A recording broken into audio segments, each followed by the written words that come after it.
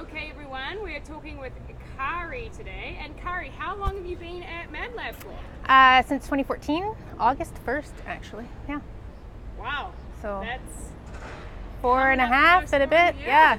That's awesome. And when you were looking for MadLab, what were you looking for specifically, if anything? So I had been doing a couple years just going to the community center gym, doing, 3 sets of 10 to 15 reps and then spin classes in between. And it was a point in my life I just handed in my final project for my MBA and doing that while working full time. So I was a bit of a stress ball. I also had some health stuff going on, so I wasn't feeling great. So I really came here because of the personal training sessions.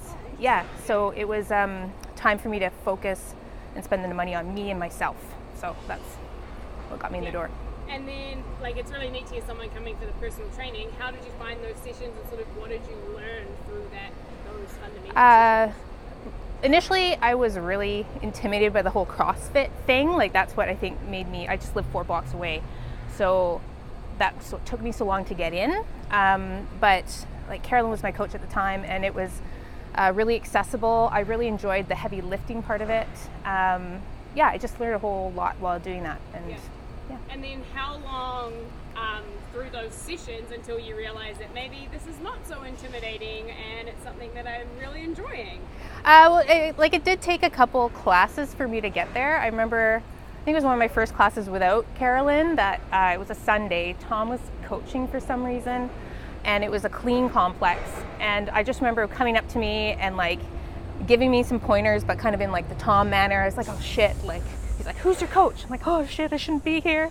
I don't know, but it took some time. But yeah. But then, hey, you've been here now, what did we say, 4 and a bit years? Yeah. And everybody in class made it pretty approachable. You could always find somebody to share a bar with, and that helped a lot. Yeah, that's awesome. So how do you feel now, and sort of what has changed along the way for you? In terms of major changes, there hasn't really been a whole, exercise is something I've always had to do. I've been blessed with the body type I have, and I've always just had to make that a priority in my life. But what I appreciated most is having that consistent community to come through. Working at the community center gyms by yourself gets kind of lame. And here are people that keep you accountable and are fun to come to class with and work out with, and the coaching is really great as well. That's good. Yeah. What about socially, emotionally, anything changed for you there? It was actually, after a year, I didn't think I'd be coming back. I thought I'd kind of just let my membership lapse, but that's where I started kind of meeting a lot more people, and they're people who have the same priorities you do in life. Some of my friends, hitting 2 classes of yoga a week is their working out, and so they don't really get the fact that no, I need to sweat, I need to get to the gym. So to have that connection here has been fantastic. Yeah, that's really cool.